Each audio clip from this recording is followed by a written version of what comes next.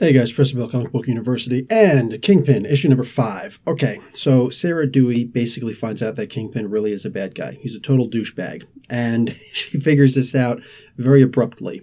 It doesn't feel completely organic, but it also doesn't feel very fake. It just feels rushed, is what it is. I mean, we all knew that he was still a bad guy. We all read Doctor Strange issue number 21, I think. We'll go back and look at my review. It's a Secret Empire tie-in. They actually released that before they released Doctor Strange issue number 20. So, yeah, go figure.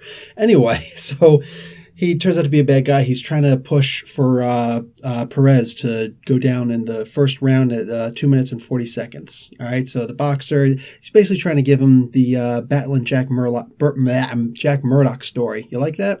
Anyway, so yeah, that's basically what they're trying to do here. And he goes down, but then he gets back up at the very last second, and he goes until the very end of the match, the very end of the boxing bout.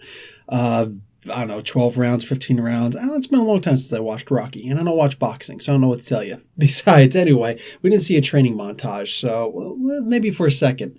Okay, I'm getting really off the subject, but the idea here is that Kingpin was made into a bad guy again. Tombstone works for him now because they cut off the head of Boyce, the guy who they used to work for, and just all sorts of really weird things. Whatever, man. The comic book is over now. The comic book is over. Says that Kingpin's story doesn't end here. Don't miss his appearance in Doctor Strange number 21, which came out about a month ago. Yeah, so the Kingpin story doesn't end, but the comic book does. Anyway, guys, I'm going to give this a B-.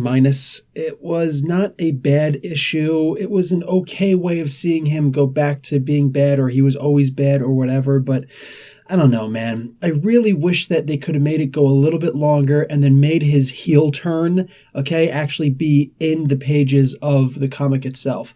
I'd like to, and more specifically, I mean like actually in the Secret Empire crossover. They could have done a Secret Empire crossover with this.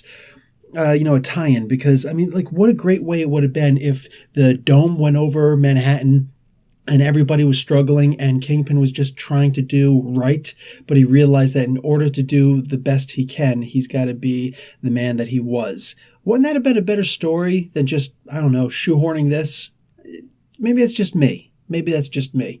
Anyway, guys, I'm going to let this go at that. Oh, by the way, Sarah Dewey winds up becoming a bad person and joining him, so she works for him now, and she's rich because of it. Anyway, Professor Bell, Comic Book University, class dismissed.